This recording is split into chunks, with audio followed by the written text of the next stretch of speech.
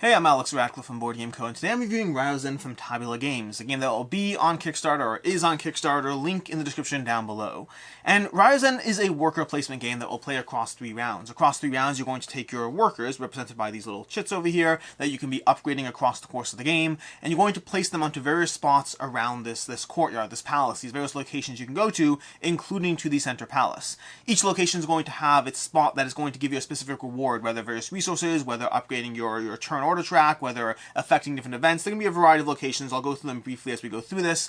But then just as importantly, once you're done placing all your workers, you're going to resolve a night phase. You're going to resolve a night phase in which the player who has the most influence in that region will get an additional bonus. So you're trying to place your workers being mindful of what you get when you place your worker, which is going to be a combination of the zone you place it in and potentially the ability on the worker. You're going to have 5 workers, it depends on the player count, but you can have some workers to start the game, and most of those workers are going to be basic apprentices with no real ability. You'll have a fighter that has 1 ability, and then across the course of the game you can upgrade to more workers that will give you different abilities. So you're placing these workers down locations, you're taking the location's ability, you're taking your worker's ability, and then when you're done with all that, you're resolving the night phase of each of the zones around the board, trying to get a variety of these tokens over here, which are going to be very important for endgame scoring. Rinse and repeat across 3 rounds, and that's the game. That's all it is. It's 3 rounds of taking a day ability, taking your worker ability, taking the night ability, and then resolving however many points you have. That's your score. Going a bit more into detail in the various zones, you're going to have the event track over here, which is a big part of the game, where every round you're going to play 4 events, which generally have a variety of negative effects. The balance is when you go here, you're going to have the opportunity to get rid of a negative effect, and you're likely going to choose the one that would hurt you the most, while not worrying so much about the ones that are going to hurt your opponent. So this zone over here is all about managing and mitigating those negative effects. Over here, we're going to have a bit of a tiebreaker track that's going to resolve ties in terms of the influence you have in any region, which is very important because you're often going to find yourself tied with various players, and breaking those ties in your favor and therefore getting more of these shards over here, that's going to be a big deal. And so you're going to go here in order to get some resources as well as moving your tiebreaker positioning on this track. And when we go over here, this is the spot where we're going to start putting down village locations. You're going to be able to either move your token twice or move your token once and then build wherever your token now is. You're going to build, you're going to pay the resources shown, you're going to get the points shown, you're going to put a new location out, which you can then activate at this spot over here. When you go over here with one of your people, you can go ahead and activate a spot. You're going to move your worker and then activate that spot or any prior spot on the board, getting the various benefits such as getting 2 coins, trading a resource to get 1 of every resource, whatever different effects you have on a variety of these different locations over here.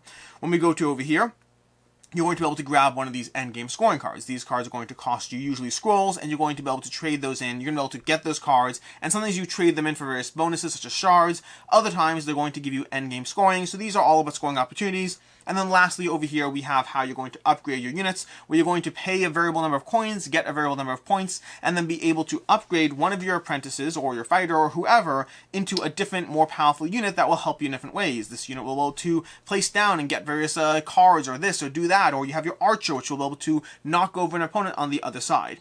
Along the way, you're being mindful of the fact that you can place workers face down or face up.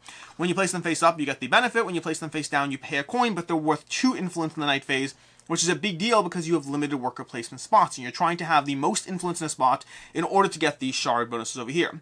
You see every zone is going to have their night bonus. The night bonus is going to be something over here that everyone gets, which is usually the leftmost resource or points or whatever, and then the rightmost thing is going to be that moon shard or whatever shard you're getting that will help you in terms of the endgame scoring. You see every set of 3 identical shards, so if you have 3 greens, 3 oranges, or 3 purples, you're going to get 9 points, resulting in each shard being worth 3 points. In a game that can be anywhere between 40 and 60 points, each shard being 3 points is a big chunk of your points. Alternatively, if you get a set of each different one, it's 6 points. So, if you're not focusing as much, you could still be worth 2 points per shard for a complete set of all 3.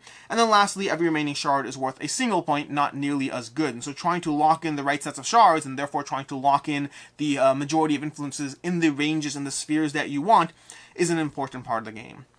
Finally, you have the center palace. The center palace, when you go there, it gives you one of 2 options. You either take a resource of your choice and then rotate the palace, or you get to activate the location. You have to pay in one of those lanterns over there, and when a spark, I believe they're called, you're going to pay in a spark, you take the ability of one of the 2 sides of the palace, and then you rotate the palace. And that's important because the palace gives you a way of activating zones that you otherwise couldn't get access to. You might think, oh no, we have this courtyard over here is completely clogged up. I can't upgrade a unit. But if you use the palace when it's in the right location, you'll be able to. And so the palace gives you that opening into various zones that otherwise are closed off, otherwise are fully stocked and taken. And so that's an important part of the game. And then doing the night phase is going to score you influence points for every person you have there, as well as whoever has the most is going to get the first player token. Rinse and repeat across 3 rounds, and that's basically what Ryozen's doing. Again, place workers, upgrade your workers, gather scoring cards, resolve the various events so that they don't hurt you quite as much, and then ultimately try to get as many shards as possible and try to get as many points as possible across 3 rounds of play.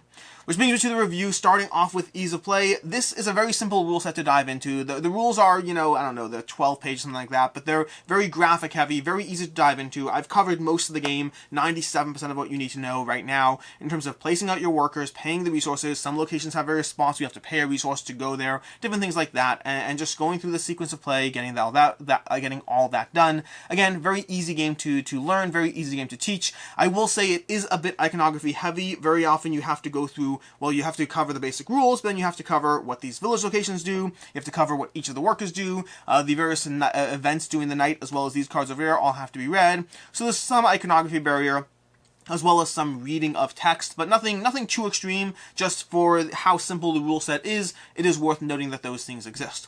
Table space is what you see. This is all there is. There's no individual player boards. You'll have your own little stacks of whatever tokens you have, but that's basically it. So table space is basically just the board. And game time, every one of my plays has come in at under an hour so far. Some of them coming close, so I'd say generally in 45 minutes to an hour is the range of play on this. As far as player count, 2 to 4 player game. I've played this one at 2 and 3 players. 3 was significantly better than 2. More competition for the various zones, felt much more interactive. I can see 4 being just as good for that same reason. 4 might also possibly add a bit to the playtime, pushing you a drop over the hour, but it's a short enough game that I think the 4th player would add that interaction without significantly taking away from the experience. As far as what I like, don't like, and can see others not liking, for the first aspect, I guess, the speed of the game relative to the experience you get is absolutely excellent. Ryozen gives you a lot of things to think through. It gives you a lot of thinking through how to take advantage of what you need to do, how to lock in the influence, how to get the area location, how to manage your resources in this game where you're often starved for resources and you're trying to figure out, can I afford that extra coin to go ahead and put this guy face down, because that will make it more likely that I lock in that spot over there. And then if I do it in advance of the other players, they might be a little more scared off because I'm clearly committing. Now they have to start going there and they have to hope I don't follow them.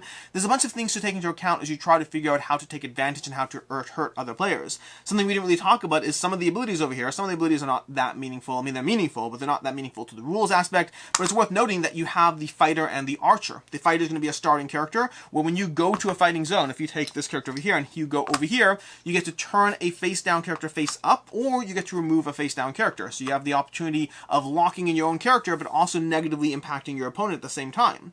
And then you have the archer, who does the same thing, but to the zone across the way, which can also have this aspect of opening up a spot that was previously closed, which is great, except for the fact that your opponent might go right back, or the other player might go right back. So you have this aspect of manipulating and jockeying for positioning, jockeying for that influence in each region. And you're thinking through how you can take advantage of that. You'll have characters that let you flip over a character in an adjacent zone, and you're like, well, I can use that once things are locked in order to ensure I get the influence. Or maybe I go over here and I move my character token to the top so that I am now breaking the ties. Again, another factor to consider, and you're trying to juggle all of this while also trying to balance your resources, while also trying to think through how to get everything you need, while getting rid of the events, while getting the cards you need, while upgrading your workers. You want to do a bit of everything in the game, and with 5 placements every single round, you're trying to think through how you can min-max your way towards, well, getting everything. And you won't get everything. You have to think that through. There's a decent amount of manipulation and prediction in this game, but you have to acknowledge that you will not get everything you want, and so you have to pick and choose your battles, as it were. Decide where you're going to fight more. Decide where you're going to give in. Where, you're going to get this zone and this zone and this zone. Maybe I can get those 3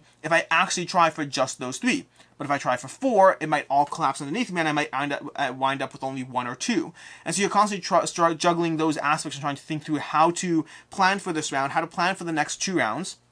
Which brings us to those worker abilities. The worker abilities, while being a little less meaningful in the 3rd round, because you only have 1 round left to use them, those first 2 rounds, locking in some solid workers, being able to upgrade 1 or 2 workers, and setting yourself up for success. If you can get 2 worker upgrades that first round, that means you're going to be utilizing those workers 3 times across the course of the game, which can be hugely impactful because those abilities are not insignificant. Those abilities can change the tide of battle, as it were, of placing down your workers in various zones, getting extra resources, being able to utilize abilities or locations you otherwise couldn't, being able to lock in the influence. The worker abilities are hugely key to being able to give you what you want when you otherwise can't get your hands on it. And these events are always a fun little challenge because you're going to start every round by looking at the events and trying to decide how badly do they affect you. And what can you do, because sometimes you want to go here in order to get rid of an event that's going to negatively affect you.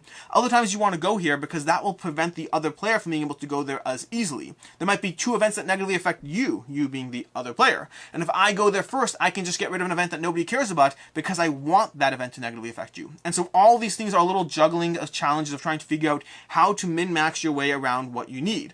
And then you have this center palace over here where you can go here as well. Sometimes you'll have events that push you into the center palace. And so you're trying to figure out again, okay, great, I can't go here because this spot's locked up. But what if I go to the center palace? I can go ahead and move myself to the top positioning because it's now available, and then shoving this around over here, potentially locking it off.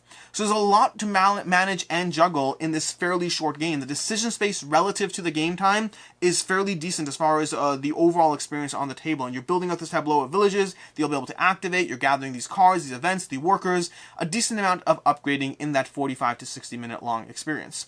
As far as what I don't like, first of all, I already touched upon this briefly, but getting a worker in the third round feels a bit like a waste. Getting a worker in the third round, like we've done it at times just because it's the optimal way to sometimes turn cash into points. But other times it's just like, okay, great, we're down to the third round. I'll be able to use this worker once. The investment is not otherwise worth it unless it's because I'm trying to turn cash into points, as you can do on some of those spots. And also it can be useful for the game. The nice spot, but again, it's the worker, the third round, the nature of a 3-round game and trying to upgrade your tableau. At a certain point, upgrading your tableau is not, well, optimal. Iconography in the game is not bad, but it needs a decent player aid. This is a prototype. I probably should have mentioned that at the beginning. Prototype over here, all rules, components, all that stuff, subject to change.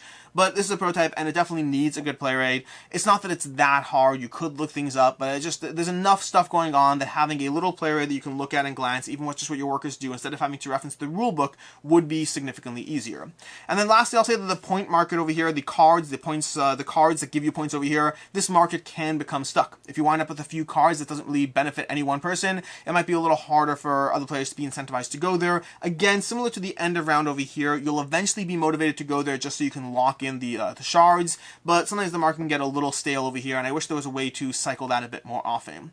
As far as what I can see others not liking, first and foremost, the center castle over here is completely meaningless. It's one that I don't anticipate ever really playing with. I'll be removing it generally every single time because it's okay, it's not the worst, but it also blocks being able to see the board, and it doesn't add enough to the experience, at least not right now. I don't know if they have any expansions or anything planned around it, but this center castle to me is just something that gets in the way. I've seen games do this time and time again where they try to, like, Paris has a whole Arc de Triomphe, Assassin's Creed has a giant tower. Sometimes things that look pretty take away from the usability of the experience, and at that point I'm not interested. I'd much rather just have this little center palace over here, put that in the middle, and ta-da, I have that little extra in the middle, but now I don't have to assemble or disassemble it every single time. I mean, like, this is going to have to fit in the box somehow. It's not going to fit in the box. I'm not assembling this every single time. It's just a waste of space. The only reason I put this in what I can see others not liking is because I just don't have to use it, and I won't use it. It's unnecessary, it's nice looking, it's just the work to reward ratio is just not there. It's just something I'm going to completely ignore. Again, unless there's some reason or change or something else that makes me pay attention to it. For right now, it just seems like a nice thing to catch your attention that doesn't necessarily add value. I spent way too much time talking about that because it doesn't really matter, but those things kind of irritate me when you have like these unnecessary things that maybe this is how other people feel when they see miniatures in games. I don't know. In any case, moving on from there, the game potentially might feel a bit short at times. For me, one of the pros of the game is how much decision space there is in that 45 minutes to an hour, but this is a game that I can definitely see people feeling like, I need a 4th round, I need a 5th round, I need to get more time to get more done. You'd have to change how these the point scoring works out, because some of the challenges, how do you get those sets of 3s within, the 3 rounds you have, how can you get more than one set? So there definitely is a challenge going on that is balanced around 3 rounds, but I can see people feeling like they want a slightly longer experience. And then thirdly, I would say that I can see that the resource market, the resource engine in this game can feel fairly tight unless you are going through these pathways of villages. For the most part, the resources in this game are going to come from these villages. That's where you're going to get the bigger chunks of resources. You can get a few resources here and there. You can go to here, you can go to here over here, you can go to the central location. There are ways to get resources, but I would say that unless you're going to these markets over here, you might be a little resource starved, and so that's something that might be a little frustrating if you don't have a plan. If you don't walk into the game with a plan of what your economy is going to look like, you might find yourself a bit bit frustrated by that experience. As far as final thoughts on Ryozen, the biggest thing for me with Ryozen is that it gives a decent amount of decision space, backstabbiness, thinkiness, whatever terminology you want to use for the game time going on. This is a worker placement game that plays in 45 minutes across 3 rounds and gives you a lot of things to think about as you upgrade your workers, as you grab point cards, as you deal with the events, as you slowly build up the village, as you get points there, as you jockey for knight positioning every single round, trying to get those shards, because those shards are the heart of the game. Trying to cross this 50-point mark with a bunch of shards are going to involve you backstabbing your opponents, manipulating the board, getting that extra influence, flipping your people, using your archers, using your fighters, using every tool at your disposal in this fairly short game that, well, gives you a lot to do in that game time. It does need a player aid, and I will say that because of the nature of the game, it's one of those games that I really enjoy, but also doesn't take it to the next level. I don't have a great way of explaining that, but I really enjoy the experience while simultaneously feeling like I might want a bit more out of the experience, but also feeling that a bit more would potentially make it more longer, more complicated, and change what it's trying to be. For right now, it's an easy game for me to recommend. It's a 3.5 out of 5, one that I enjoy playing, that gives you a great amount of decision space and game time for the hour-long experience that it is. If you're looking for other game recommendations, if you want something that has the same worker manipulation and kicking people out and manipulating others and being on top of that aspect of the worker placement, Lancaster is going to be a great game there, and it has a certain similarity at a high level to Raiders of the North Sea, in the sense that Raiders of the North Sea, you're going to be placing your workers and then taking out your workers, and kind of has that double use action of your worker. And similarly here, because of the day phase and the night phase, very different in the actual mechanics of it, but has a similar feeling in that kind of 2 tiers of your worker placement going on at the same time. So Lancaster and Raiders of the North Sea are the 2 recommendations I would give there. Until next time, I am Alex Radcliffe from Board Game Co. I hope you found this video helpful, and as always, have a good one.